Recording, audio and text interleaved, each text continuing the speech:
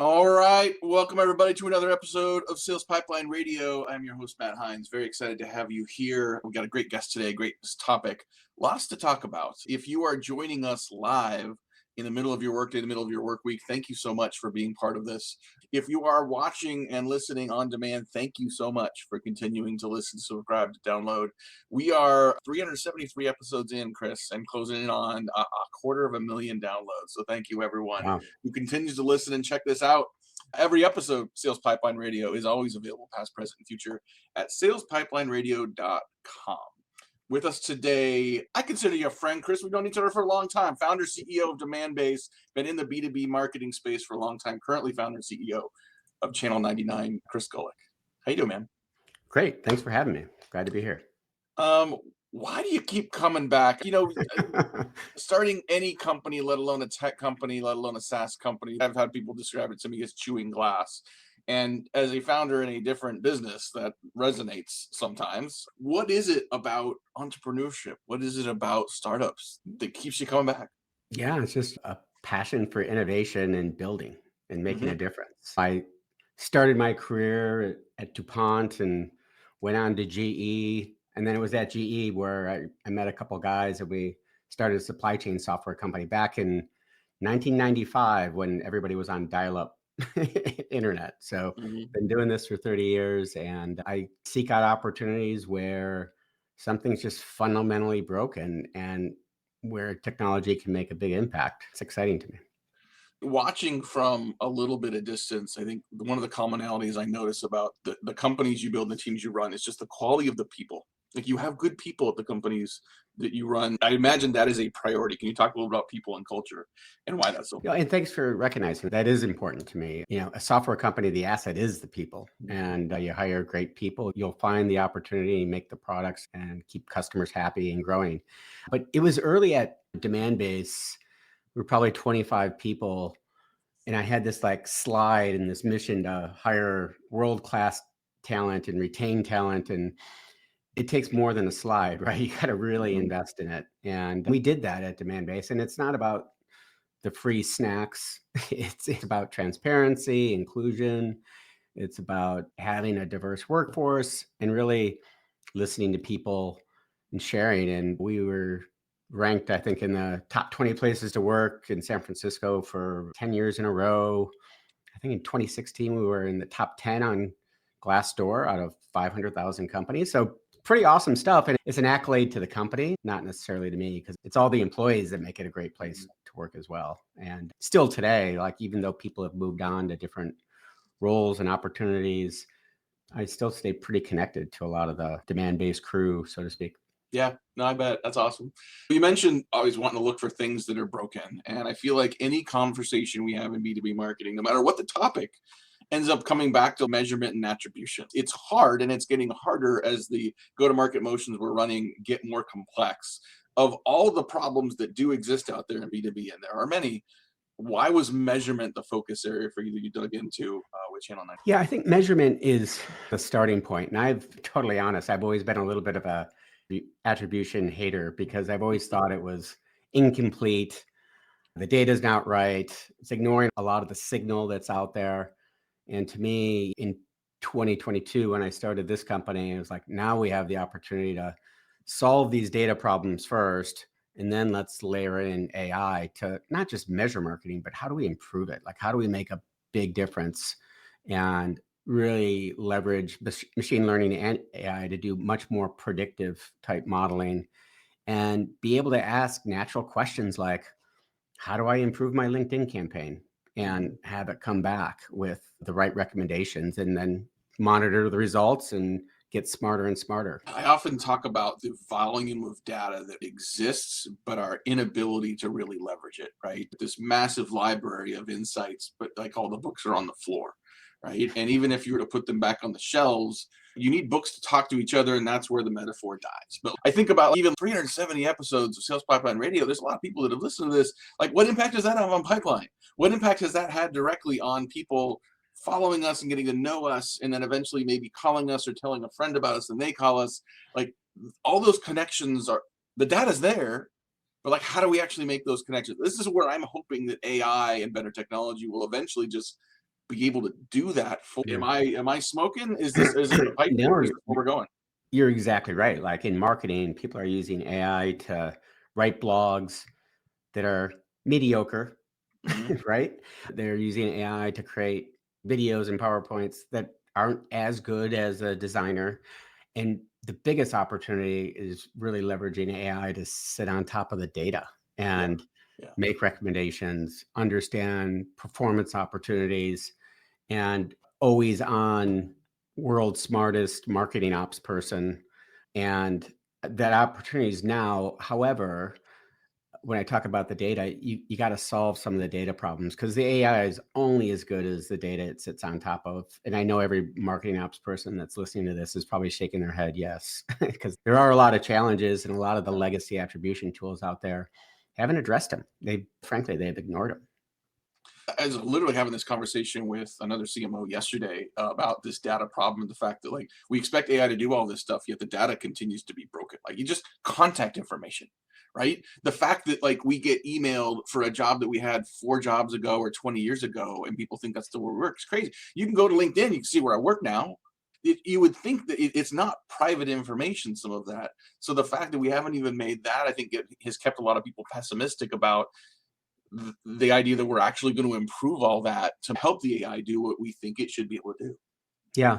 Yeah. And I think a big part of this, Matt, too, that people don't recognize on the surface is that a lot of these things of what's working, what's not, it all depends on who you're marketing or selling to. So if we have a customer that's using Facebook, Google, Microsoft, maybe an ABM technology, LinkedIn, and they say, what's the most effective? I'm like, for which audience?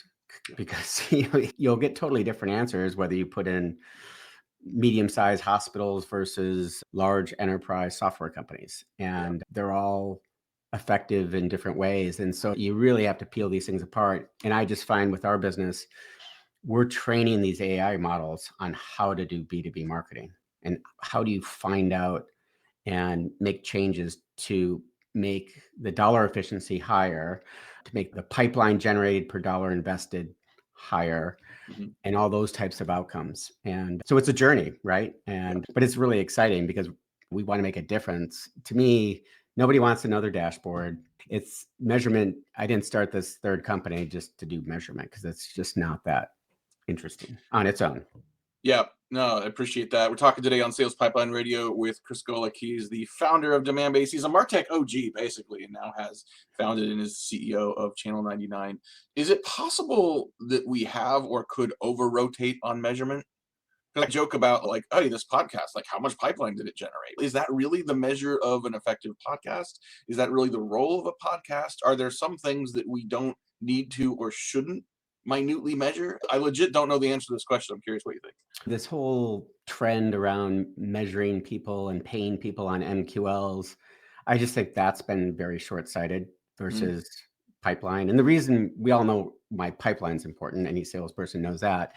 But the other reason to get it right is that typically, at least in the software world, 50% of your customer acquisition cost is pipeline. And it's fascinating to me that a lot of companies don't really dive in and understand that what percentage is fixed expense versus variable. And a big part of it's pipeline. So if you can get more efficient and drive down your customer acquisition cost, you're increasing the value of the company mhm. by a lot. Because especially as companies get bigger, the later stage investors are looking at lifetime value over CAC and all these different KPIs. And marketing has a ton of influence over that. Sometimes I don't think they realize it. Don't realize it, or just as some of this gets more complex, it seems like you have to understand it to be able to interpret and communicate it. And I think about this a lot in terms of the role of us to not only lead the strategy and lead the team and lead the company with their leadership peers. How deep into the weeds does a effective CMO need to be today in terms of understanding how AI works and understanding how the data works and how the data flows together? On one hand, I'm like, you can't possibly have the bandwidth to do all this. You have to have good people to do it. But also, there's a level of understanding of some of this that wasn't taught in any MBA program that I was part of because it's all brand new. That if you don't understand it, how can you manage it? Where do you find that balance point for people? I always find that great CMOs kind of recognize what they're really good at Hmm. and they fill the gaps, right? And I put marketers or CMOs and they either come up through brand and are really good at brand, position, message, the softer side. Yeah. And then you have the CMOs that come up through like operations are very numbers, pipeline oriented.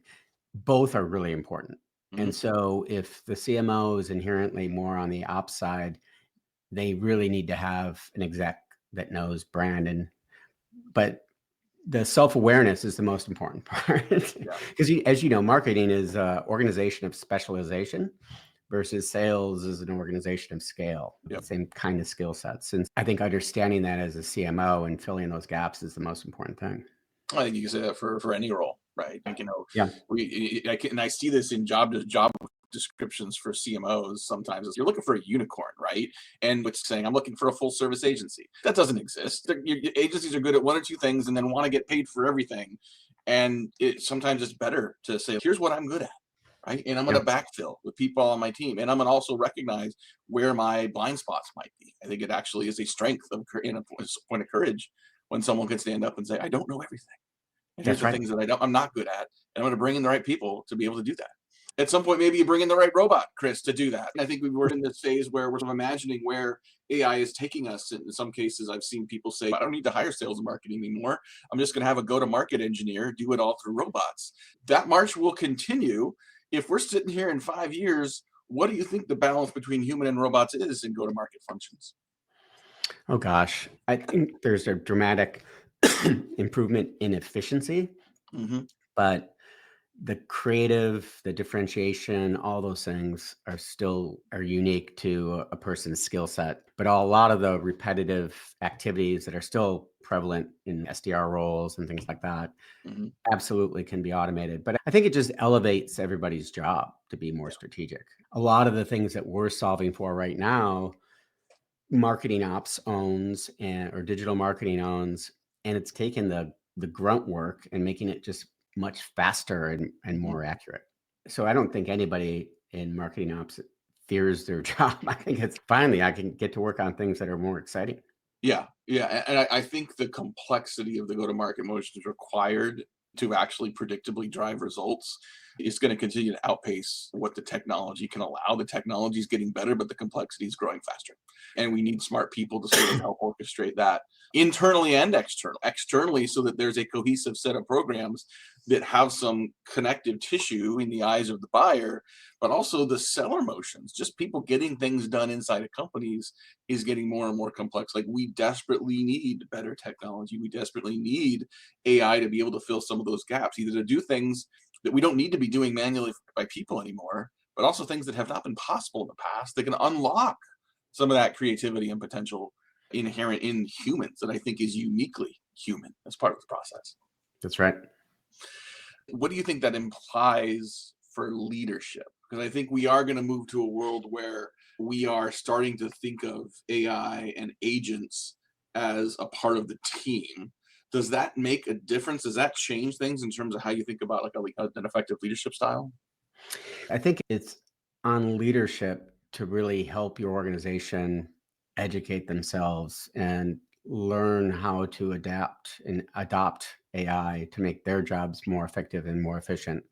There's a lot unfolding as far as self education. Sometimes it's the younger folks in an organization might just be more curious and savvy and take it upon themselves to learn, but others in the organization you're doing them a favor by encouraging them to take a class or education Hmm. or get certified. And I think every organization should be doing that for also the careers and benefit of the people in Yeah, the org. yeah, I agree. This has been great, Chris. Thank you so much for doing this. There's a lot of characters in our industry, and you've always been one of my favorites just because I think you're a great, straightforward guy and you do it the right way. And just the teams you build and the cultures you build, not only was great for those moments, but the ripple effect when people that learn from that and appreciate that and then go somewhere else and recreate that. Like, I think about Peter Isaacson and others from back old school days, just always makes me smile. So thank you Yeah, for being who you are. that's important. I have two guys in the next room that were at Demand Base years ago. Love it. Love it. Hey, if people want to learn more about you, hear more from you, learn more about Channel 99, where should they go? Just go to channel99.com and reach out to me on LinkedIn, and we'll connect, and I can share more about what we're doing. Awesome. Well, thank you much for being here. Thanks everyone for listening, watching, both live and on demand. We'll be back next week. More great guests, more great content. That's it for today's Sales Pipeline Radio. We'll see you next week. Take care. Great. Thanks, Matt.